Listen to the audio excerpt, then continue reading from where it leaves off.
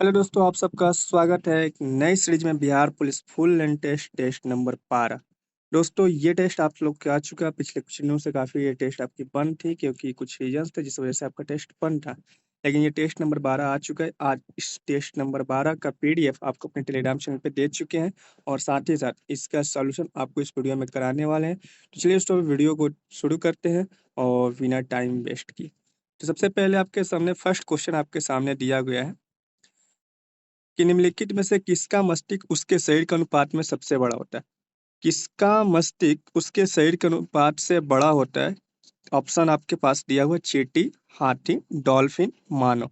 तो इसका सही राइट आंसर क्या होगा दोस्तों? तो दोस्तों, इसमें से आपको सही राइट आंसर क्या होगा? बहुत सारे यहाँ पे लोगों को कन्फ्यूजन हो गया और बहुत सारे लोग गलती करेंगे क्योंकि यहाँ पे आपको क्वेश्चन दिया कि निम्नलिखित में से किसका मस्तिष्क उसके शरीर के अनुपात से बड़ा होता है। तो बहुत सारे लोग हाथी बोलेंगे। क्यों? क्योंकि हाथी का शरीर, उसका जो सिर होता है वो बड़ा होता है। लेकिन ये आपका आंसर बिल्कुल क्या है? रॉन्ग है। क्या है? रॉन्ग है। तो इसका सही right answer option number A, चींटी। हाँ दोस्तों, बिल्कुल सही सुन रहे हैं, चींटी। क्योंकि चींटी का जो शरीर होता है, चींटी का जो सिर होता है उसके शरीर से 15 गुना बड़ा होता है। कितना होता है? 15 गुना बड़ा होता है। क्योंकि ये छोटा देखने में लगता है लेकिन छोटा ये है नहीं असली में। ठीक है, आते हैं अगले क्वेश्चन की ओर। Question number 2। क्वेश्चन नंबर 2 कह रहा है कि मधुमक्खी कॉलोनी के सदस्य एक दूसरे से किस प्रकार पहचानते हैं। मधुमक्खी जो होती है कॉलोनी के सदस्य को एक दूसरे को किस प्रकार पहचानते हैं। मधुमक्खी कॉलोनी के सदस्य एक दूसरे को किस प्रकार पहचानते हैं? गंध से, दृष्टि से, नर्तन से, स्पर्श से। तो दोस्तों, जो मधुमक्खी होती है कॉलोनी के सदस्य को एक दूसरे को गंध से पहचानते हैं। किससे पहचानते हैं? गंध से पहचानते हैं। कैसे पहचानते? दोस्तों, मधुमक्खी से एक आपका रसायन निकलता है। क्या रसायन निकलता है? वो फेरोमोनस रसायन निकलता है। क्या निकलता है? फेरोमोनस रसायन निकलता है। और ये फेरोमोनस जो रसायन होता है, ये दो प्रकार के होते हैं। कितने प्रकार के? दो प्रकार के होते हैं। पहला आपका जो होता है ये गंध होता है, मतलब गोल नृत्य करते हैं। क्या करते हैं? गोल नृत्य करते हैं, जिससे क्या गंध निकलता है। और एक होता है दुम। क्या होता है? दुम होता है, मतलब इससे ये पता चलता है कि दूरी तय करेगा। क्या करेगा? दूरी तय करेगा। जो मधुमक्खी होती है आपकी, जो मधुमक्खी होती है, ठीक है, सॉरी, तो जो मधुमक्खी होती है कॉलोनी के एक सदस्य दूसरे सदस्य को किसी प्रकार से पहचानने का उसे गंध होता है। और उनके अंदर एक फेरोमोनस रसायन निकलता है जिसके माध्यम से वो क्या करते हैं? एक दूसरे को पहचानते हैं। और फेरोमोनस जो होता है ये दो घटना करता है। पहला तो एक गोल गोल घूमता है और दूसरा जो होता है वो डुम डुम करता है। तो डुम डुम करने का मतलब होता है कि उससे और दूरी तय करना है।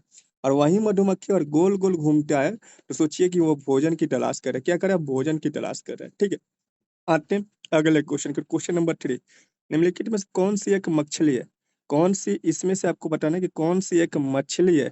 दोस्तों, इसमें से मछली आपकी समुद्री घोड़ा। क्या है? समुद्री घोड़ा। क्या है? समुद्री घोड़ा। समुद्री गाय क्या है आपकी? तो समुद्री गाय एक स्तनधारी जीव है। क्या है? स्तनधारी जीव है। स्तनधारी जीव है। एक क्वेश्चन बताइए कि शार्क मछली में हड्डी की संख्या कितनी होती है? शार्क मछली में हड्डी की संख्या कितनी होती है? दोस्तों, शार्क मछली में हड्डी की संख्या 0 होती है। मत्स्य में हड्डी की संख्या 0 होती है। इस चीज को ध्यान रखिएगा। और इस क्वेश्चन का सही राइट आंसर क्या होगा कि कौन सी मछली है? तो समुद्री घोड़ा है। क्या है? एक मछली है। अगले क्वेश्चन के, तो क्वेश्चन नंबर 4। क्वेश्चन नंबर 4 का है कि निम्नलिखित जंतुओं में किसमें 3 प्रकोष्ठ वाला हृदय पाया जाता है? 3 प्रकोष्ठ वाला हृदय मतलब 3 प्रकोष्ठ 3 कक्ष पाया जाता है। किसमें पाया जाता है? तो वो आपको पाया जाता है मेढक में। किसमें? मेढक में पाया जाता है। बंदर में कितने पाए जाते हैं? 4 पाए जाते हैं। मछली में कितने होते हैं? 4 होते हैं। और मगरमच्छ में कितने होते हैं? 4 होते हैं। कितने होते हैं? 4 होते हैं। तो निम्नलिखित जंतुओं में से किसमें 3 प्रकोष्ठ वाला हृदय होता है? तो मेढक में 3 प्रकोष्ठ वाला हृदय होते हैं। बाकी बंदर, मछली और जो मगरमच्छ होते हैं इसमें कितने? 4 प्रकोष्ठ के हृदय पाए जाते हैं। अगले क्वेश्चन की ओर आते हैं। पादप कोशिका जंतु कोशिका से किस प्रकार भिन्न होती है? पादप कोशिका जंतु कोशिका से किस प्रकार भिन्न होती है? क्या पादप कोशिका में माइटोकॉन्ड्रिया होता है? बिल्कुल होता है। कोशिका भित्ति होता है? होता है। जीव द्रव्य की उपस्थिति होता है? होता है।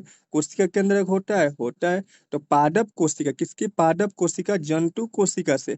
तो क्या जंतु कोशिका में माइटोकॉन्ड्रिया नहीं होता है? बिल्कुल होता है। जीव द्रव्य नहीं होता है? बिल्कुल होता है। कोशिका भी केंद्रक नहीं होता है? होता है, लेकिन कोशिका भित्ति नहीं होता है। इसलिए option number B is right answer होगा। कोशिका भित्ति जो जंतु कोशिका में नहीं होता है, ये पादप कोशिका में होता है जो उसकी बाहरी आवरण होता है। ठीक है, आते हैं अगले क्वेश्चन की ओर।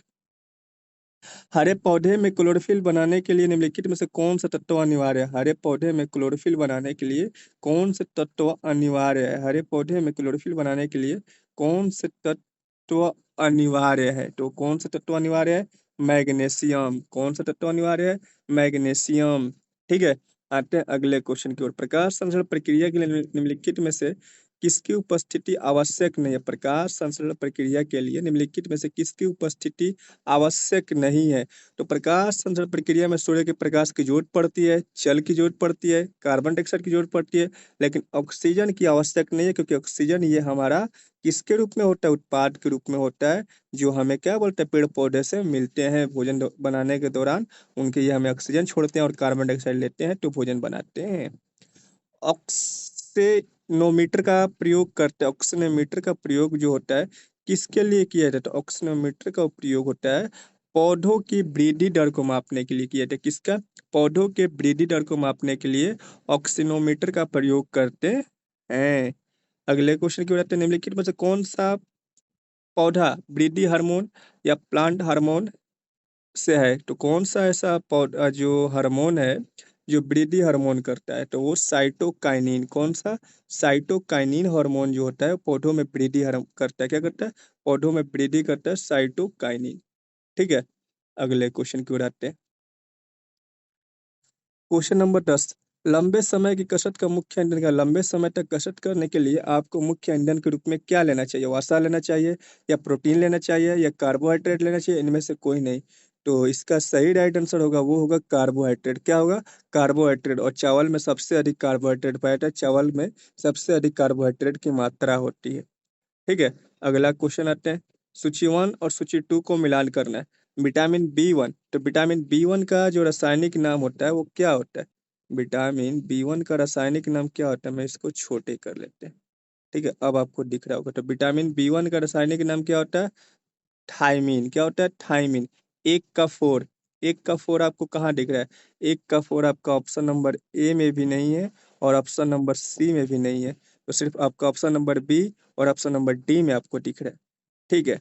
ऑप्शन नंबर बी और डी में दिख रहा है। अब आपसे पूछेगा विटामिन बी 2 का नाम। तो विटामिन बी 2 का नाम होता है राइबोफ्लोविन। क्या होता है? राइबोफ्लोविन। यानी बी का 3। बी का 3 कहाँ दिया? बी का 3 दिया हुआ दोनों में दिया है। अगले क्वेश्चन में विटामिन बी 6। विटामिन बी 6 को क्या कहते हैं? तो कैल्सीफेरॉल कहते हैं। विटामिन बी 6 को कैल्सीफेरॉल कहते हैं। सॉरी, विटामिन बी 6 की बात करें ना, तो विटामिन बी 6 को क्या होता है? पायरोडॉक्सिन कहते हैं। पायरोडॉक्सिन कहते हैं। विटामिन बी 6 को पायरोडॉक्सिन कहते हैं। पायरोडॉक्सिन कहते हैं।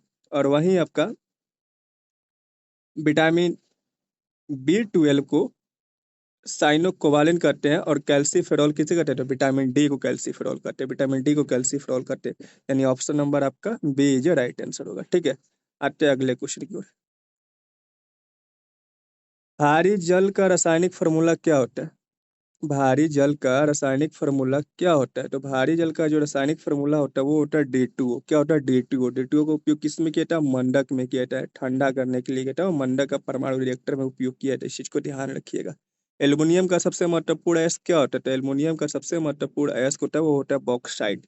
क्या होता है? बॉक्साइट। क्या होता है? बॉक्साइट। इसका सूत्र होता है Al2O3 × 10H2O। ठीक है। Al2O3 होता है। ठीक है। अगले क्वेश्चन की होते हैं। सूची 1 से सूची 2 को मिलान करना है। सूची 1 से सूची 2 को क्या करना है? मिलान करना है। देखिए, आते हैं ब्लीचिंग पाउडर। जो ब्लीचिंग पाउडर होता है, ब्लीचिंग पाउडर को क्या कहते हैं? तो ब्लीचिंग पाउडर को कैल्सी ऑक्सीक्लोराइड कहते हैं। क्या कहते हैं?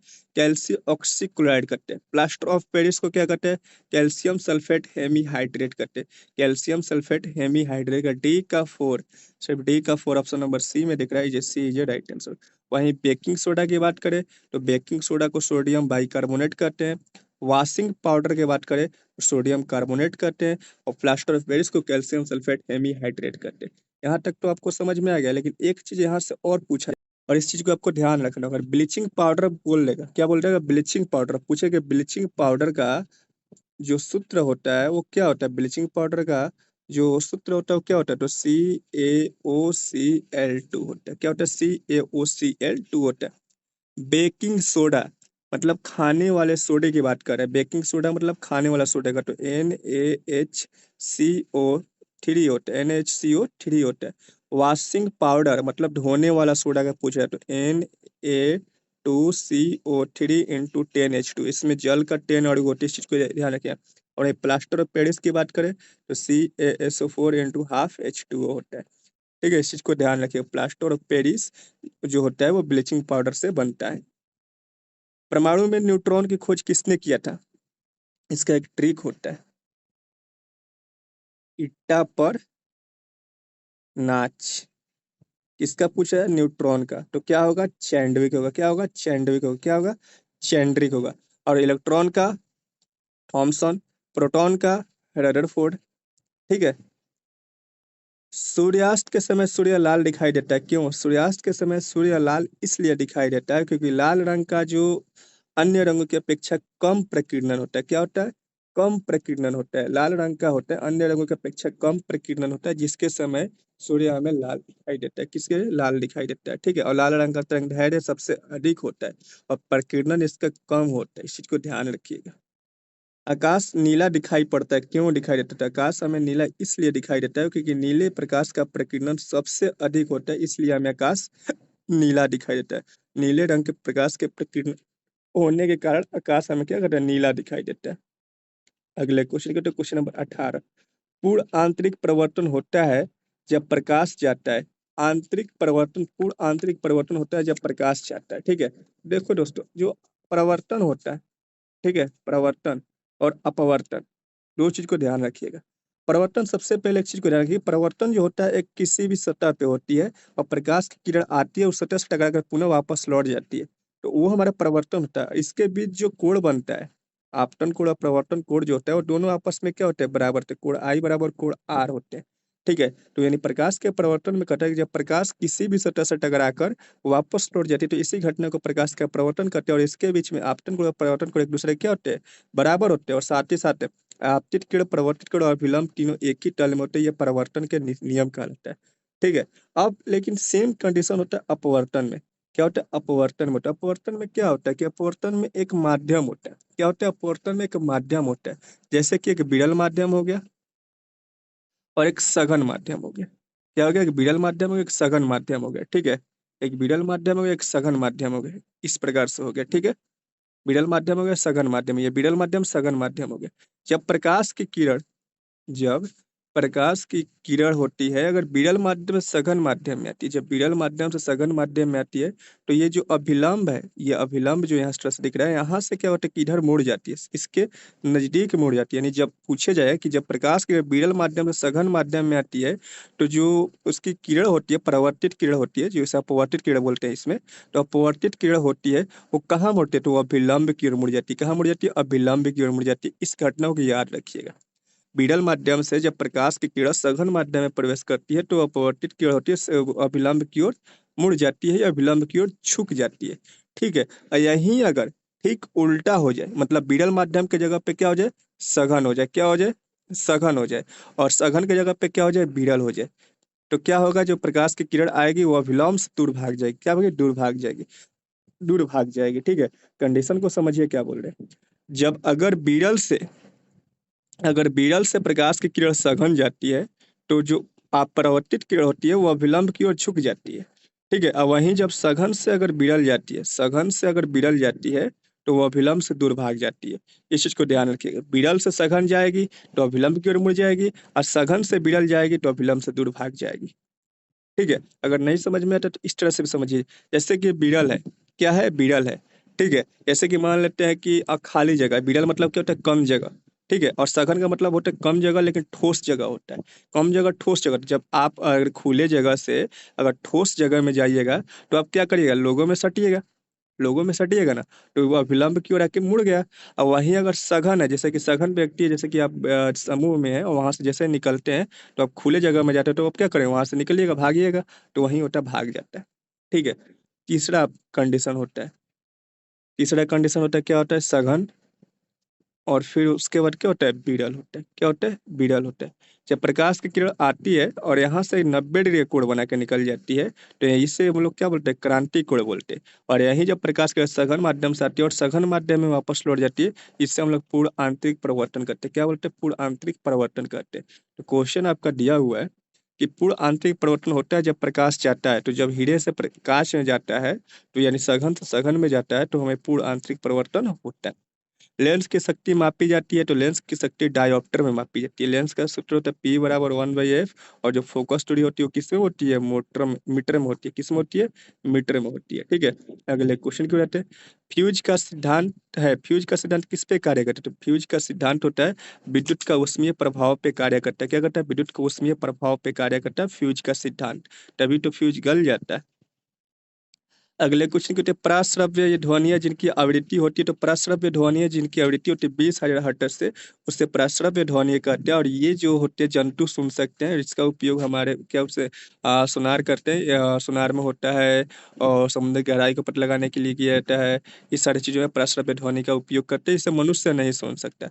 मनुष्य के सुनने की जो आवृत्ति होती है 20 हर्ट्ज से 20,000 हर्ट्ज के बीच होती है। और 20 हर्ट्ज से कम होती है तो जीव जंतु छोटे छोटे सुनते हैं। और 20,000 हर्ट्ज से ज्यादा होते हैं तो ये बड़े बड़े जीव जंतु सुनते हैं। अगले क्वेश्चन के उत्तर, आग बुझाने वाले संयंत्र में कार्बन डाइऑक्साइड किस अभिक्रिया से पैदा होती है। आग बुझाने के लिए किसका उपयोग करते हैं, कार्बन डाइऑक्साइड का। तो उस कार्बन डाइऑक्साइड अभिक्रिया जो होती है उसमें क्या उपस्थित होता है, कार्बन डाइऑक्साइड अभिक्रिया में क्या उपस्थित होता है, तो वो सोडियम बाइकार्बोनेट और टोनु सल्फ्यूरिक अम्ल होता है। वही अभिक्रिया को क्या होता है, आग बुझाने में मदद करता है। क्या करता है, अभिक्रिया में आग बुझाने का मदद करता है। आग बुझाने वाले संयंत्र में कार्बन डाइऑक्साइड किस अभिक्रिया से पैदा होती है, तो सोडियम बाइकार्बोनेट टेराटोनु सल्फ्यूरिक अम्ल से पैदा होती है। ठीक है, अगला क्वेश्चन की ओर आते हैं, क्वेश्चन नंबर 23। और ये क्या करना है, मिलान करना। क्या करना है, मिलान करना। लैक्टिक अम्ल, आपको पता है कि लैक्टिक अम्ल होता है वो किससे पाया जाता है, दूध में पाया जाता है। किससे पाया जाता है, दूध में पाया जाता है। ठीक है, एसिटिक अम्ल और सेट्रिक अम्ल, इसमें काफी डिफरेंस होती है। तो इसको एक चीज ट्रिक रखिएगा, एसिटिक यानी एसी, एसी में क्या डाल दीजिए, सीरा, एसी में डाल दीजिए सीरा मतलब सिरका। और सिट्रिक अम्ल, सिट्रिक अम्ल मतलब किसमें, नींबू में। और ब्यूटरिक अम्ल दुर्गंध युक्त में। देखिए इसमें सही राइट आंसर क्या होगा, ऑप्शन नंबर डी होगा। क्या होगा, ऑप्शन नंबर डी होगा। लैक्टिक अम्ल किसमें पाया जाता है, दूध में पाया जाता है। एसिटिक अम्ल सिरका में पाया जाता है। सिट्रिक अम्ल नींबू में पाया जाता है। ब्यूटरिक अम्ल दुर्गंध युक्त मक्खन में पाया जाता है। ठीक है, अगले क्वेश्चन की ओर आते हैं। क्वेश्चन नंबर 24, क्वेश्चन नंबर 24 क्या करें, मिलान कर लें। CNG कंप्रेस्ड नेचुरल गैस, इसका मुख्य जो घटक होता है CNG का, वो CNG का मुख्य घटक क्या होता है, तो होता है वो मेथेन एथेन होता है। क्या होता है, मेथेन एथेन होता है। एक का 3, ये खत्म, ये खत्म। एलपीजी, एलपीजी में ब्यूटेन प्रोपेन होता है। एलपीजी में ब्यूटेन प्रोपेन होता है। बी का two. Coal gas, coal gas जो होता है आपका, वो हाइड्रोजन और मीथेन और कार्बन का मिश्रण होता है। कोल गैस हाइड्रोजन मीथेन और कार्बन का मिश्रण होता है। ठीक है, तो 3 का 4, option number C is right answer. Water यानी जल, gas monoxide, carbon monoxide, hydrogen oxide हो जाएगा। ठीक है, अगले क्वेश्चन, गेहूं की खेती के लिए कौन सा उर्वरक का प्रयोग किया था। गेहूं की खेती के लिए कौन सा उर्वरक है जिसका प्रयोग करते हैं, तो नाइट्रोजन का उपयोग करते हैं। किसका प्रयोग करते हैं, नाइट्रोजन के। और यूरिया के बोरा में नाइट्रोजन 46% पाई जाती है। और यही जो था कृत्रिम, सबसे पहले कृत्रिम तरीका से बनाया गया था प्रयोगशाला में। ठीक है, अगर नाइट्रोजन नहीं दिया रहता तो इसका उर्वरक कौन सा आंसर होता, वो पोटेशियम होता। तो first purity of nitrogen, second में क्या होगा, पोटेशियम। तो option number A is right answer. आते हैं अगले क्वेश्चन की ओर। निम्नलिखित राज्यों में से दो भाइयों हरिहर और बुक्का ने किसकी स्थापना की थी। हरिहर और बुक्का ने किस संस्था की स्थापना की थी, तो विजयनगर राज्य की स्थापना की। किसकी की, तो विजयनगर राज्य की स्थापना की। और विजयनगर राज्य के जो प्रथम शासक था वो कौन था, हरिहर था। कौन था, हरिहर था। किस संत ने अद्वैतवाद का प्रतिपादन किया था, कौन संत है जो अद्वैतवाद के प्रतिपादन किया था, तो वह शंकराचार्य ने किया था। किसने किया था, शंकराचार्य ने किया था। अगले क्वेश्चन को, निम्नलिखित में से कौन कोलकाता का संस्थापक था, तो कोलकाता के संस्थापक था जॉब चॉर्नोक। जॉब चॉर्नोक था। कौन था, जॉब चॉर्नोक। अगले क्वेश्चन की ओर आते हैं, क्वेश्चन नंबर 29। क्वेश्चन नंबर 29 क्या कर रहा है, इलाहाबाद की संधि। इलाहाबाद की जो संधि हुई थी वो कब हुआ था, इलाहाबाद की जो संधि हुआ था वो आपको कब हुआ था? तो वो आपको हुआ था 12 अगस्त। कब? 12 अगस्त 1765 को हुआ था। कब हुआ था? 12 अगस्त 1765 को इलाहाबाद की संधि हुआ था। 12 अगस्त 1765 को इलाहाबाद की संधि हुआ था। एक का चार, खत्म। खत्म। दो चीज खत्म हो गया। दो 113 यानी सी और डी आपको पता होना चाहिए, यानी मद्रास की संधि या सलाई बाग की संधि। तो जो मद्रास की संधि था, मद्रास की संधि कब हुआ था? 1769 में हुआ था। कब हुआ था? 1769 में हुआ था। तो डी का थ्री, डी का थ्री डी का three, option number C is right answer. मिला लीजिए। इलाहाबाद की संधि कब हुआ था? तो 12 अगस्त 1765 को हुआ था। मंगलोर की संधि कब हुआ था? तो मंगलोर की संधि 1784 में हुआ था। सलाई बाग की संधि कब हुआ था? 1782 में हुआ था। मद्रास की संधि कब हुआ था? 1769 में हुआ था। मद्रास की संधि कब हुआ था? 1769 को हुआ था। इलाहाबाद की संधि 1765 में, मंगलोर की संधि 1784 में, सालबाई की संधि 1782 में, मद्रास की संधि 1769 में। Option C is right answer. अगले क्वेश्चन की ओर आते हैं। निम्नलिखित में से कौन सा युग में सही रूप से सुमेलित है? सही रूप से सुमेलित है, आपको बताना है कि कौन सा युग में जो सही रूप से सुमेलित है, मतलब सही है। क्या स्थायी बंदोबस्त लॉर्ड कॉर्नवालिस के शासनकाल में हुआ था? बिल्कुल सही है। रैयतवाड़ी बंदोबस्त थॉमस मुनरो के शासनकाल में हुआ था? बिल्कुल सही है। मालवाड़ी बंदोबस्त हॉल्ट मैकेजी में हुआ था? बिल्कुल सही है। तो ऑप्शन नंबर डी हो जाएगा। 1 2 3 दोनों सही है। अगले क्वेश्चन के निम्नलिखित में से कौन सा युग में सुमेलित नहीं है? कौन सा युग में सुमेलित नहीं है? मोपला विद्रोह कहाँ हुआ था? केरल में हुआ था। कुंका विद्रोह कहाँ हुआ था? पंजाब में हुआ था। कोली विद्रोह कहाँ हुआ था? गुजरात में हुआ था। चुआर विद्रोह कहाँ हुआ था? चुआर विद्रोह मध्य प्रदेश में नहीं हुआ था, बल्कि मिदनापुर पश्चिम बंगाल में हुआ था। कहाँ हुआ था? मिदनापुर पश्चिम बंगाल में हुआ था। ऑप्शन नंबर डी जो राइट आंसर हो जाएगा। ठीक है, पूछ रहा है कि सही नहीं है, तो सही चुआर विद्रोह नहीं है, क्योंकि चुआर विद्रोह मध्य प्रदेश में नहीं हुआ था। चुआर विद्रोह तो मिदनापुर हुआ था, जो कहाँ पश्चिम बंगाल में हुआ था। जबकि कोक विद्रोह पंजाब में हुआ, कोली विद्रोह गुजरात में हुआ, मोपला विद्रोह केरल में हुआ। ठीक है। अगले क्वेश्चन, सत्य शोधक समाज के संस्थापक कौन थे जिन्होंने प्राथमिक जोर सत्य की खोज की? सत्य शोधक समाज के संस्थापक कौन थे जिन्होंने प्राथमिक जोर सत्य की खोज पर था? तो किसका था? तो वो ज्योतिराव फूले का था। किसका था? ज्योतिराव फूले का था। अगले क्वेश्चन की ओर आते हैं। Question number 33। क्वेश्चन नंबर 33 कह रहा है, यंग इंडिया, यंग इंडिया के प्रतिपादन किसने किया था? महात्मा गांधी। कौन है? महात्मा गांधी। डी का थ्री। केसरी का कौन है? बीजी तिलक, बाल गंगाधर तिलक। कौन है? बाल गंगाधर तिलक। सी का दो, डी का थ्री,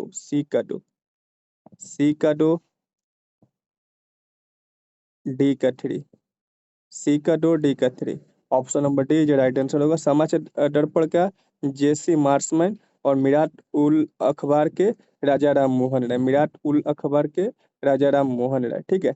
अगले क्वेश्चन की ओर आते हैं। निम्नलिखित में से भारतीय राष्ट्रीय कांग्रेस के किस अधिवेशन में बाल गंगाधर तिलक ने अभिव्यक्ति की है कि स्वराज्य मेरा जन्म सिद्धिकार है? जो स्वराज्य मेरा जन्म सिद्धिकार है, ये किस अधिवेशन में कहा था? तो लखनऊ अधिवेशन 1916 ईस्वी को बाल गंगाधर तिलक ने कहा था कि स्वराज्य मेरा जन्म सिद्ध अधिकार है, मैं उसे लेकर ही रहूंगा। ये किस अधिवेशन में कहे थे? तो लखनऊ अधिवेशन 1916 ईस्वी को कहे थे। और इसके जो अध्यक्ष थे वो कौन थे? तो अंबिकाचरण थे। कौन थे? अंबिकाचरण थे। कौन थे? अंबिकाचरण थे। ठीक है, इस चीज को ध्यान रखिएगा। ठीक है। तो एक चीज और ध्यान रखिएगा, इसी प्रकार से कांग्रेस के जो अधिवेशन हुए हैं, अभी तक जितने भी अधिवेशन हुए हैं, मैं सभी अधिवेशन को आपको एक बार बोल रहा हूँ, क्योंकि मैं इस स्लाइड पे लिख नहीं पाऊंगा। लेकिन सारे अधिवेशन को मैं बोल रहा हूँ, सारे अधिवेशन को ध्यान से सुनिए, क्योंकि सारे अधिवेशन से आपके सवाल पूछे गए हैं। और वही अधिवेशन में बोलूंगा जो अधिवेशन काफी ज्यादा इंपॉर्टेंट है और काफी ज्यादा पूछा गया है। ठीक है, इस चीज को ध्यान रखिएगा। जो काफी ज्यादा इंपॉर्टेंट है और जो ज्यादा बार पूछा गया है, मैं उसी अधिवेशन के बारे में बात करता हूँ। सबसे पहले स्क्रीन पे जो दिया गया उस अधिवेशन की चर्चा कर लेते हैं। बनारस अधिवेशन जो कब हुआ था? 1905 ईस्वी। कब हुआ था? 1905 ईस्वी को। और इसमें जो अध्यक्ष थे कौन थे? गोपाल कृष्ण गोखले थे। और इसमें मांग की गई तो बंगाल विभाजन की मांग की गई थी। किसकी हुई? बंगाल विभाजन की मांग की गई थी। 1906 में कलकत्ता अधिवेशन हुआ था। 1906 में कलकत्ता अधिवेशन किसने किया? दादा भाई नौरोजी ने किए थे। इसमें स्वराज्य की मांग की थी। किसकी स्वराज्य की मांग की थी? और सूरत अधिवेशन जो हुआ था 1907 ईस्वी में। सूरत अधिवेशन जो हुआ था 1907 ईस्वी को, जिसके अध्यक्ष कौन थे? रास बिहारी घोष। इसमें नरम दल और गरम दल क्या हुए थे? दोनों अलग हुए थे। और वहीं लखनऊ अधिवेशन जो 1916 ईस्वी को हुआ था, किसने किया था? अंबिका चरण ने किया था। किसने किया था? अंबिका चरण ने किया था। और इसमें नरम दल और गरम दल एक हो गए थे। 1960 में अलग हो गए थे और इसमें एक हो गए थे। और इसमें मुस्लिम लीग और जो भारतीय राष्ट्रीय कांग्रेस है वो दोनों लोग भी क्या बोलते हैं, एक हो गए थे। और इसमें जो प्रयास किया था बाल गंगाधर तिलक ने किया था। और इसमें कथन भी दिए थे, स्वराज्य मेरा जन्म सिद्धिकार है। इस कथन के जिक्र भी किया गया था। ठीक है, अब बात करते हैं 1885 ईस्वी में जो हुआ था। 1885 ईस्वी में जो कांग्रेस का फर्स्ट अधिवेशन हुआ था, जिसके अध्यक्ष थे WC बनर्जी और उपाध्यक्ष थे AO ह्यूम, जिसमें पहले अध्यक्ष थे और साथ ही साथ 72 प्रतिनिधि भी थे। और इसकी जो स्थान था वो कहाँ था, मुंबई में हुआ था। कहाँ मुंबई में हुआ था, मुंबई के किस जगह पे, तो गोकुल दास तेजपाल संस्कृत महाविद्यालय में हुआ था। ठीक है, 1886 की बात करें, 1886 के जो अधिवेशन हुआ था वो कहाँ हुआ था, कोलकाता में हुआ था। और इसकी अध्यक्षता कौन की, दादा भाई नौरोजी ने किए थे, जो एक प्रथम पारसी अध्यक्ष थे। ठीक है, अगले आते हैं 1887 ईस्वी में जो मद्रास में अधिवेशन हुआ था। इसके कौन किए थे अध्यक्षता, बदरुद्दीन तैयब जी। कौन थे, पहले मुस्लिम थे। अगले अधिवेशन आता है 1888 ईस्वी में, जो कहाँ हुआ था, इलाहाबाद में हुआ था। इसके जो अध्यक्ष कौन थे, जॉर्ज यूल के, जो पहला अंग्रेज थे। अगला आते हैं 1896 में, कोलकाता में हुआ था। रहमतुल्लाह सियानी जो वंदे मातरम गाए थे। और ये जो वंदे मातरम को कौन गाया था, रविंद्रनाथ टैगोर। अगले आते हैं 1901 ईस्वी, जो कलकत्ता अधिवेशन हुआ था, दिनासा वाचा, जो गांधी जी ने भाग लिया था। 1901 में जो कलकत्ता अधिवेशन हुआ था, इसकी अध्यक्षता दिनासा वाचा ने की थी, गांधी जी ने इसमें भाग लिया था। ठीक है, अगले आते हैं 1904 में जो मुंबई में हुआ था। इसमें हेनरी कॉटन ने क्या किया था, अध्यक्षता की थी। और जिन्ना ने इसमें क्या किया था, भाग लिया था। 1905 बता दिए आपको, बनारसी अधिवेशन, जिसमें गोपाल कृष्ण गोखले किए थे, बंगाल विभाजन की मांग की गई थी। 1906 में कलकत्ता अधिवेशन हुआ, जिसमें दादा भाई नौरोजी ने अध्यक्षता की थी, स्वराज्य की मांग की थी। 1907 ईस्वी में सूरत अधिवेशन हुआ था, जिसमें राष्ट्र बिहारी घोष ने अध्यक्षता की थी। नरम दल और गरम दल अलग हो गए थे। 1911 ईस्वी में कलकत्ता अधिवेशन हुआ, जिसमें जिसका अध्यक्ष थे जो पंडित बिशन नारायण धार थे, जिसमें राष्ट्रगान गाया गया। 1920 ईस्वी में कलकत्ता विशेष अधिवेशन हुआ था, जो लाला लाजपत राय के अध्यक्षता में हुई थी। और इसमें सहयोग आंदोलन का प्रस्ताव हुआ था। इसके विरोध में एनी बसंत जीना और भी लोग थे। 1916 में लखनऊ अधिवेशन हुआ था, जिसमें अंबिका चरण मजूमदार इसके अध्यक्ष थे। और गरम दल और नरम दल एक साथ हो गए थे, और मुस्लिम लीग और भारतीय राष्ट्रीय कांग्रेस भी एक हो गए थे। ठीक है, और इसी में गोपाल कृष्ण गोखले जो थे, गांधी जी से मिले थे 1916 के अधिवेशन में, क्योंकि 1915 में गांधी जी क्या आ गए थे, भारत वापस आ चुके थे। ठीक है, कांग्रेस का जो पहला विशेष अधिवेशन हुआ था 1918 में हुआ था, हसन इनाम में, जो मुंबई में हुआ था, हसन इनाम के अध्यक्षता में हुआ था।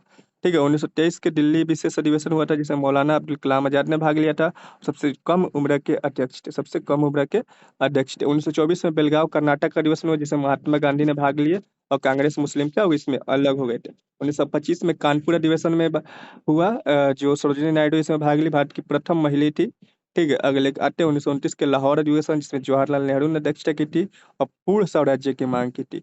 कब की, पूर्ण स्वराज्य की मांग की थी। 1906 में कलकत्ता में जो दादा भाई नौरोजी की अध्यक्षता में सेशन हुआ था, उसमें स्वराज्य की मांग की गई थी, लेकिन पूर्ण स्वराज्य की मांग 1929 के लाहौर अधिवेशन में किया गया था। ठीक है, 1930 और 1935 में कोई भी अधिवेशन नहीं हुआ था, इस चीज को ध्यान रखिएगा। 1931 में कराची अधिवेशन हुआ था, जिसमें सरदार पटेल ने इसमें क्या किया था, अध्यक्षता की थी, किसानों के अधिकार की बात की थी, और गांधी जी को काला झंडा दिखाया गया था।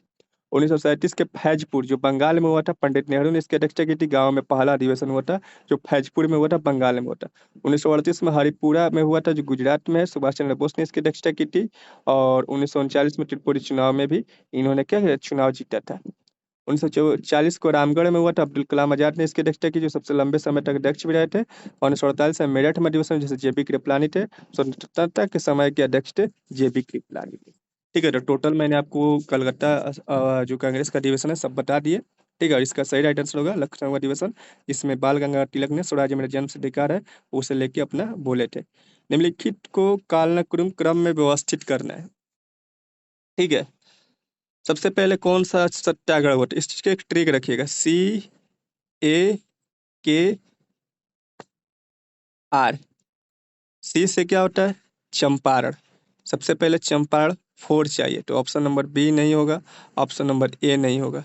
ए के बाद क्या, अहमदाबाद, क्या होता है, अहमदाबाद। फोर के बाद वन चाहिए, ऑप्शन नंबर डी जो राइट आंसर हो जाएगा। देखिए, CACA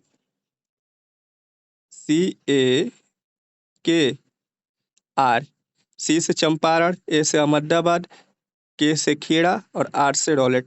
सत्याग्रह, रॉलेट सत्याग्रह। चंपारण सत्याग्रह 1917 में हुआ था, अहमदाबाद 1918 में हुआ था, और खेड़ा भी 1918 को हुआ था, और रॉलेट एक्ट आया था आपका 1919 ईस्वी को आया था। ठीक है, अगले क्वेश्चन, किस अधिनियम ने प्रांतों में द्वैध शासन प्रणाली की अधिनियम की शुरुआत की? तो किसके द्वारा शुरू हुआ था? तो 1919 के भारत सरकार अधिनियम के तहत जो प्रांतों में था द्वैध शासन प्रणाली की प्रथा शुरू हुई थी। द्वैध शासन प्रणाली की प्रथा शुरू हुई थी कब? तो 1919 के सरकार भारत सरकार अधिनियम के माध्यम से 1919 के भारत सरकार अधिनियम के माध्यम से शुरू हुआ था। ठीक है, आते हैं अगले क्वेश्चन की ओर। निम्नलिखित कूट का उपयोग करते हुए निम्न आंदोलन को सही क्रम में आपको सजाना है। सबसे आपको इसी आंदोलन को भी सही क्रम में सजाना है। तो आपको पता है कि असहयोग आंदोलन कब हुआ था? 1920 ईस्वी को हुआ था। ठीक है, भारत छोड़ो आंदोलन 1942 को, खिलाफत आंदोलन 1919 को, सविनय अवज्ञा आंदोलन 1930 ईस्वी को हुआ था। तो खिलाफत आंदोलन सबसे पहले हुआ था, तो सबसे पहले खिलाफत आंदोलन हुआ था। कब हुआ था? तो 1919 ईस्वी को। खिलाफत आंदोलन कब हुआ था? 1919 ईस्वी को। असहयोग आंदोलन कब हुआ था? तो 1920 ईस्वी को। असहयोग आंदोलन 1920 ईस्वी को। सविनय अवज्ञा आंदोलन कब हुआ था? 1930 ईस्वी को। भारत छोड़ो आंदोलन 1942 ईस्वी को। तो 2 3 1 4, 2 3 1 4 ऑप्शन नंबर सी जो राइट आंसर होगा। अगले क्वेश्चन, निम्नलिखित नेताओं में से किसने किसने भारत छोड़ो आंदोलन के दौरान जेल से फरार होकर भूमिगत गतिविधियों को संचालित किया था? कौन था जो जेल से फरार होने के बाद भूमिगत गतिविधियों को संचालित किया? तो जयप्रकाश नारायण, इसे लोकमान्य तिलक भी कहा जाता है, ये आप याद रखिएगा। ठीक है, हाथी गुफा अभिलेख किस शासक के विषय की जानकारी देता है? तो हाथी गुफा अभिलेख खारवेल के शासक की जानकारी देता है। किसकी? खारवेल शासक की जानकारी देता है हाथी गुफा अभिलेख। अगला क्या करना है? मिलाना है। हड़प्पा, हड़प्पा किस नदी पे स्थित है? तो हड़प्पा आपकी रावी नदी पे स्थित है। हड़प्पा कहाँ है? तो रावी नदी पे स्थित है। कालीबंगा, कालीबंगा घग्गर नदी पे, कालीबंगा घग्गर नदी पे। और वहीं लोथल की बात करें तो भोगवा नदी पे, और रोपड़ कहाँ है? सतलज नदी पे। रोपड़ कहाँ है? सतलज नदी पे। तो देखिए, ए का 3, ए का 3, डी का 4, ए का 3, डी का 4, ऑप्शन नंबर ए जो राइट आंसर हो जाएगा। हड़प्पा कहाँ है? रावी नदी पे। कालीबंगा आपका कहाँ है? तो कालीबंगा आपका घाघर नदी पे है। लोथल भोगवा, रोपड़ सतलज नदी पे। वैदिक नदी कुंभ का स्थान कहाँ निर्धारित होना चाहिए? वैदिक नदी कुंभ का स्थान कहाँ निर्धारित होना चाहिए? तो अफगानिस्तान में होना चाहिए। कहाँ होना चाहिए? अफगानिस्तान में होना चाहिए। ऋग्वेद, अब देखिए मिलान करना अगला क्वेश्चन, 42 नंबर क्वेश्चन। ऋग्वेद का सम ऋग्वेद का जो संबंध है वो किससे है? तो ऋग्वेद का संबंध ऐत्रेय, ए का 3, ए का 3 ऑप्शन नंबर सी में दिख रहा है। तो ऋग्वेद का संबंध ऐत्रेय से है। सामवेद का संबंध किससे है? तो पंचवत से है। अर्थवेद का संबंध किससे है? गोपद से है। यजुर्वेद का संबंध किससे है? शतपथ से। किससे है? शतपथ से। अगले क्वेश्चन की ओर आते हैं, क्वेश्चन नंबर 43, इसको भी मिलान करना। आदिनाथ, आदिनाथ का संबंध किससे है? तो आदिनाथ के जो प्रतिमा लक्षण है वो क्या है? तो आदिनाथ का जो प्रतिमा लक्षण है वो क्या है? वृषभ है। एक का वन, एक का वन, एक का वन। ठीक है, एक का वन। आदिनाथ का जो लक्षण है वो क्या है? वृषभ है। क्या है? वृषभ है। मल्लीनाथ का जल कलाश है। पार्श्वनाथ का क्या है? तो पार्श्वनाथ का सर्प है। और संभवनाथ का क्या है? अश्व है। आदिनाथ का जो तीर्थंकर थे, जो जैन धर्म के, इनका जो संबंध है वो प्रतिमा लक्षण क्या है? वृषभ है। क्या है? वृषभ है। मल्लीनाथ का क्या है? जल कलश है। पार्श्वनाथ का क्या है? सर्प है। और संभवनाथ का क्या है? अश्व है। क्या है? अश्व है। तो जो इसका सही राइट आंसर क्या होगा? ऑप्शन नंबर ए होगा। ठीक है, अगले क्वेश्चन करते हैं। गौतम बुद्ध द्वारा अपने धर्म से दीक्षित किया जाने वाला अंतिम व्यक्ति निम्नलिखित में से कौन से था? गौतम बुद्ध द्वारा अपने धर्म में दीक्षित किया जाने वाला अंतिम व्यक्ति निम्नलिखित में से कौन से था? तो वो सुभद्रा। कौन था? वो सुभद्रा। राजगिरी का राजकीय चिकित्सक जीवक जिसे गणिका के पुत्र के रूप में चुना जाता है वो कौन था? राजगिरी का राजकीय चिकित्सक जीवक जिसे गणिका के पुत्र के रूप में चुना जाता है उसका नाम क्या है? सलावती। क्या है? सलावती। क्या है? सलावती है। अगले क्वेश्चन की ओर आते हैं, क्वेश्चन नंबर 46। निम्नलिखित में से कौन सा अशोककालीन अभिलेख खरोष्टी लिपि में लिखी है? खरोष्टी लिपि में लिखी गई कौन से अशोक का अभिलेख है? तो वो आपका सहाबत साहबगढ़ी है। शुग वर्ष के बाद किस वंश ने भारत पर राज किया था? शुग वंश के बाद कण्वा यानी कण्व वंश ने भारत पर राज किया था। अगले क्वेश्चन की उत्तर, राज्य के राज्यपाल को किसे नियुक्त करने की शक्ति दी गई? तो राज्य के राज्यपाल को नियुक्त करने की शक्ति है वो किसे दी गई है? शक्ति प्राप्त है? तो राज्य के महाधिवक्ता को, राज्य के महाधिवक्ता को। ठीक है, अगले क्वेश्चन की होते हैं, राज्य के राज्यपाल को किसने नियुक्त करने की शक्ति देगी? तो राज्य के महाधिवक्ता को। राज्य का प्रथम विधि अधिकारी कौन है? राज्य का प्रथम विधि अधिकारी कौन? राज्य का प्रथम विधि अधिकारी कौन है? तो वो कौन है? महाधिवक्ता। क्या है? महाधिवक्ता है। आर्टिकल 165 में इसकी चर्चा की है। महान्यायवादी का आर्टिकल 76 में, राज्यपाल का 153 में चर्चा की गई है। ठीक है, बिहार विधानसभा में अनुसूचित जाति के लिए कितनी सीटें आरक्षित की है? 38 सीटें। और अनुसूचित जनजाति के लिए 2 सीटें। अनुसूचित जनजाति के लिए कितनी? 2 सीटें। बिहार में पहली बार राष्ट्रपति शासन 19 जून 1968 को लागू किया गया था। उस समय बिहार के राज्यपाल कौन थे? नित्यानंद कानूनगो थे। नित्यानंद कानूनगो थे। ठीक है, और जब बिहार में अंतिम जो राष्ट्रपति शासन लगा हुआ, अभी तक तो 8 बार लगा हुआ, जो अंतिम लगा हुआ शासन, उस समय जो बिहार के मुख्यमंत्री थी वो कौन थी? राबड़ी देवी। अगला क्वेश्चन है, बिहार में स्थित अभ्यारण्य को मिलाना है। तो संजय गांधी जैविक उद्यान कहाँ है? तो संजय गांधी जैविक उद्यान कहाँ है? पटना में। कहाँ है? पटना में। ए का 5। ठीक है, वाल्मीकि पश्चिमी चंपारण, कैमूर रोहतास, गौतम बुद्ध बोधगया, राजगीर नालंदा। राजगीर नालंदा। तो मिला लीजिए, इसका जो सही राइट आंसर होगा वो option number C is right answer. Option number C is right answer होगा। अगले क्वेश्चन की ओर आते हैं, कांवर झील कहाँ है? तो कांवर झील आपका बेगूसराय में। कांवर झील कहाँ है? बेगूसराय में। ए का 4। ठीक है, नकटी, नकटी कहाँ है? तो नकटी आपका जमुई में। कहाँ है? नकटी आपका कहाँ है? जमुई में है। तो ऑप्शन नंबर सी जो राइट आंसर होगा। नकटी कहाँ है? जमुई में है। ठीक है, और वहीं आपकी गोगा बिल है, वो गोगा बिल कहाँ है? तो गोगा बिल कटिहार में है। कुशेश्वर कहाँ है? दरभंगा में। कुशेश्वर झील कहाँ है? दरभंगा में। ठीक है, अगला है कि बिहार में सूची 1 से सूची 2 को मिलाना है। चूना पत्थर, चूना पत्थर कहाँ मिलता है? तो आपको पता है कि चूना पत्थर का सबसे बिहार में अधिक इसकी है रोहतास में। ठीक है, चूना पत्थर कहाँ मिलता है? रोहतास में मिलता है। तो मिला लीजिए, चूना पत्थर रोहतास में मिलता है। चूना पत्थर रोहतास में मिलता है। एक का 1, एक का 1, ऑप्शन नंबर सिर्फ और सिर्फ एक में दिया है। एक का 1, ऑप्शन नंबर ए जो राइट आंसर होगा। ठीक है, उसी प्रकार आपका जो मैग्नेटाइट है कहाँ मिलेगा? जमुई में। मैग्नेटाइट है तो कहाँ मिलेगा? जमुई में। चीनी मिट्टी कहाँ है? बांका में। और बॉक्साइट कहाँ है? तो मुंगेर में। अगले क्वेश्चन, सन 2011 की जनगणना के अनुसार बिहार में पुरुष की साक्षरता दर कितना है?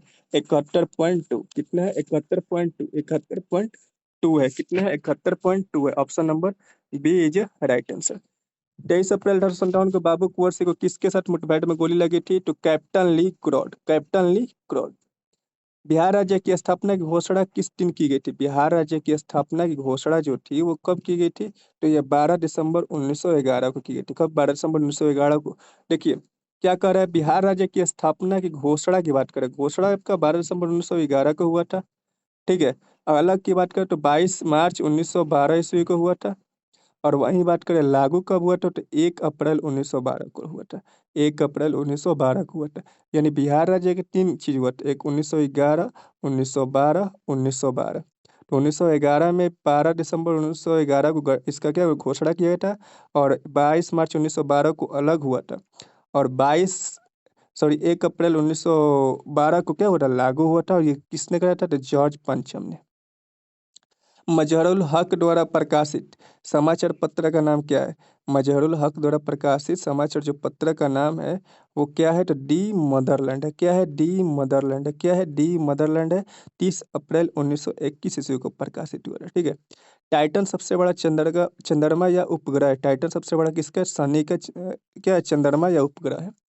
चंद्र ग्रहण कब लगता है? चंद्र ग्रहण तब लगता है जब पृथ्वी जो सूर्य और चंद्रमा के बीच आती है, तो चंद्र ग्रहण लगता है।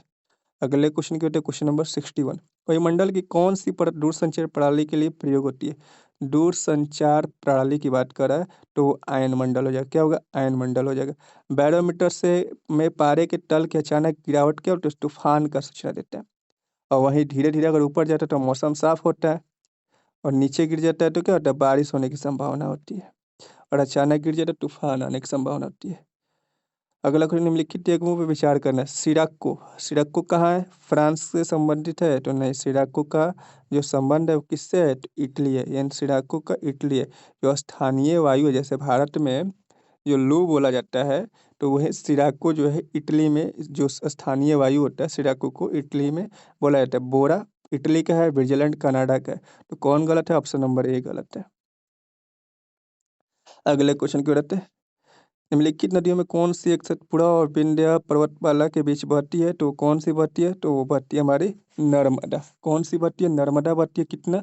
1321 किलोमीटर, जो पूरब से पश्चिम बहने वाली नदी है। पूर्व से पश्चिम बहने वाली कौन नदी है?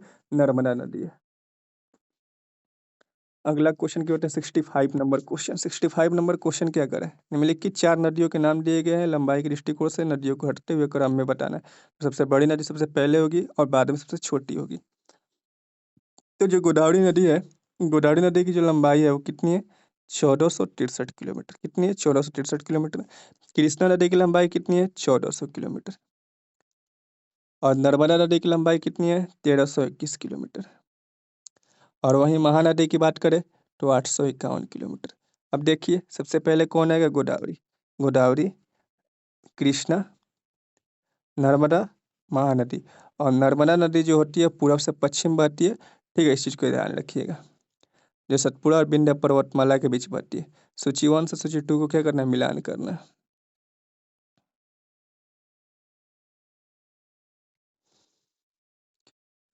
उद्गम स्थल बताना है कि उद्गम स्थल कहाँ कहाँ पे है। तो यमुना का उद्गम स्थल कहाँ है? यमुनोत्री है। यमुना का उद्गम स्थल कहाँ है? यमुनोत्री है। कहाँ है? यमुनोत्री है। ठीक है। गोदावरी, गोदावरी का जो उद्गम स्थल कहाँ है? नासिक है। कहाँ है? नासिक है। ठीक है। कृष्णा का उद्गम महाबलेश्वर है और महानदी का सिंहवा है। तो ऑप्शन नंबर कौन सा सही होगा? ऑप्शन नंबर ए जो राइट आंसर होगा। अगले क्वेश्चन की ओर तो क्वेश्चन नंबर 76 मिलाना है इसको भी। देखिए, पीली क्रांति का संबंध किससे है? तिलहन से। पीली क्रांति का संबंध किससे है? तिलहन उत्पादन से। सी कवन, सी कवन, यानी बी और सी दोनों नहीं होगा। ठीक है। अब देखिए डिफरेंस कहाँ है ए और बी में। गोल्डन क्रांति किससे कहते हैं? तो गोल्डन क्रांति का जो संबंध होता है वो गोल्डन क्रांति का संबंध किससे है? तो गोल्डन क्रांति का संबंध बागवानी एवं शहद से। किससे? बागवानी एवं शहद से। ए का दो ऑप्शन नंबर डी में दिख रहा है। ग्रे क्रांति का संबंध किससे है? तो ग्रे क्रांति का संबंध किससे? तो वोरक से। पीली क्रांति का तिलहन से। और कॉली ब्लैक क्रांति का संबंध किससे? तो पेट्रोलियम से। किससे? पेट्रोलियम से। राजस्थान में स्थित खेतड़ी खदान किसके लिए प्रसिद्ध है? तांबा के लिए प्रसिद्ध है। किसके लिए प्रसिद्ध है? तांबा के लिए प्रसिद्ध है। अगले क्वेश्चन की होते हैं, मिलान करना है। तो विश्व जल दिवस कब मनाया जाता है? 22 मार्च को। ये सभी को पता है। सी का 4। ये खत्म, ये खत्म। इसमें देखिए आपको ए और डी याद होना चाहिए, यानी विश्व आर्द्र भूमि दिवस। तो विश्व आर्द्र भूमि दिवस कब मनाई जाती है? 2 फरवरी को। विश्व आर्द्र भूमि दिवस कब मनाता है? 2 फरवरी को मनाई जाती है। विश्व आर्द्र भूमि दिवस जो होती है वो 2 फरवरी को मनाई जाती है। विश्व आर्द्र भूमि दिवस कब मनाई? 2 फरवरी को मनाई जाती है। यानी इसमें जो आपका सही राइट आंसर होगा ऑप्शन नंबर बी होगा। यानी विश्व आर्द्र भूमि दिवस जो होती है, विश्व आर्द्र भूमि दिवस आपको जो होता है 2 फरवरी को मनाया जाता है। अंतर्राष्ट्रीय बाघ दिवस 29 जुलाई को मनाया जाता है। वहीं विश्व जल दिवस 22 मार्च को मनाया जाता है। अंतर्राष्ट्रीय मातृ दिवस 22 अप्रैल को मनाया जाता है। ऑप्शन नंबर बी जो राइट आंसर होगा। भारत में राष्ट्रीय पंचायती राज्य दिवस कब मनाया जाता है? भारत में राष्ट्रीय पंचायती राज्य दिवस कब मनाया जाता है? तो ये आपको 24 अप्रैल को मनाया जाता है। कब मनाया जाता है? 24 अप्रैल को। यूएनडीपी यानी संयुक्त राष्ट्र विकास कार्यक्रम का मुख्यालय कहाँ है? तो यूएनडीपी का जो मुख्यालय है वो कहाँ है? न्यूयॉर्क में। कहाँ है? न्यूयॉर्क में। भारत का पहला ग्रीन डाटा सेंटर कहाँ स्थापित किया गया? तो गाजियाबाद उत्तर प्रदेश में। कहाँ पे? गाजियाबाद उत्तर प्रदेश में। अगले क्वेश्चन की ओर आते हैं। Hypersonic submarine launch ballistic missile SLBM किस संगठन द्वारा विकसित किया गया है? तो ये DRDO द्वारा विकसित किया। किसके द्वारा? DRDO द्वारा। सतत विकास लक्ष्य SDG सूचकांक 2025 में भारत का रैंक कौन है? 99 है। क्या 99? और स्कोर कितना है? 67 है। ठीक है। अगला क्वेश्चन की ओर आते हैं। Question number 75। अंबुबाची उत्सव किस राज्य में मनाया जाता है? अंबुबाची उत्सव जो होता है वो किस राज्य में मनाया जाता है? असम में मनाया जाता है। किससे मनाया जाता है? असम में मनाया जाता है। भाषिनी किस मंत्रालय द्वारा विकसित एवं कृत्रिम बुद्धिमत्ता संचालित भाषा का अनुवादक है? किसका है? तो ये है इलेक्ट्रॉनिक्स और सूचना प्रौद्योगिकी मंत्रालय। किसका? इलेक्ट्रॉनिक्स एंड सूचना प्रौद्योगिकी मंत्रालय का। ऑप्शन नंबर कौन सा होगा? ए इज राइट आंसर होगा। अगले क्वेश्चन को कहते हैं। विश्व पैरा एथलेटिक्स चैंपियन 2025 का आयोजन किस शहर में किया गया? विश्व पैरा एथलेटिक्स चैंपियनशिप 2025 का आयोजन किस शहर में किया जाएगा? तो नई दिल्ली में किया जाएगा। काली टाइगर रिजर्व किस देश में स्थित है? काली टाइगर रिजर्व किस देश में स्थित है? तो कर्नाटक में। काली टाइगर कौसे काला कौसे कर्नाटक। काली टाइगर रिजर्व किस राज्य में स्थित है? तो कर्नाटक में स्थित है। हाल ही में किस स्थान पे भारतीय सेना द्वारा बिहाली ऑपरेशन शुरू किया गया? तो किस स्थान पे भारतीय सेना द्वारा बिहाली ऑपरेशन शुरू किया गया? तो वो श्रीनगर में किया गया। कब? श्रीनगर में 25 जून 2025 को किया गया। हाल ही में किस स्थान पे 76वां नाटो शिखर सम्मेलन आयोजित किया गया? डोहेंग। किसमें? डोहेंग में। किसमें? डोहेंग। Option number C is right answer. हाल ही में किसने डीएम वीरैया के द्वारा लिखित पुस्तक अंबेडकर के आदेश लॉन्च किया? तो जगदीप धनखड़ ने। किसने? जगदीप धनखड़ ने। हाल ही में बांग्लादेश के अंतिम सरकार ने किस दिन को नया बांग्लादेश दिवस घोषित किया है? वो 8 अगस्त को। कब? 8 अगस्त को। हाल ही में पहला हॉकी इंडिया मास्टर्स कप कहाँ आयोजित किए जाएंगे? हाल ही में पहला हॉकी इंडिया मास्टर्स कप कहाँ आयोजित किए जाएंगे? तो वो चेन्नई में किए जाएंगे। हाँ, चेन्नई में किए जाएंगे। हाल ही में केंद्रीय मंत्रिमंडल में कहाँ अंतर्राष्ट्रीय आलू केंद्र स्थापित करने की मंजूरी दी गई है? आगरा में। कहाँ पे? आगरा में। कहाँ पे? आगरा में। हाल ही में केंद्रीय मंत्रिमंडल ने अंतर्राष्ट्रीय आलू केंद्र स्थापित करने की मंजूरी आगरा में दी है। हाल ही में किसे नया रॉ प्रमुख बनाया गया? किसे रॉ प्रमुख बनाया गया है? तो ये बनाया गया पराग जैन को। किसे? पराग जैन को। तो choose the correct synonym of the flowing. इसमें देखिए ये क्वेश्चन गलत दिया हुआ क्योंकि यहाँ पे कोई साइनोनिम नहीं दिया, इसलिए इसका आंसर आपको नहीं बताएंगे क्योंकि ये गलत क्वेश्चन है। ठीक है, 1 नंबर ऐड कर लीजिएगा अपने। अगले क्वेश्चन की बढ़ते हैं। 87 नंबर क्वेश्चन। 87 नंबर क्वेश्चन भी आपका क्या कर रहा है?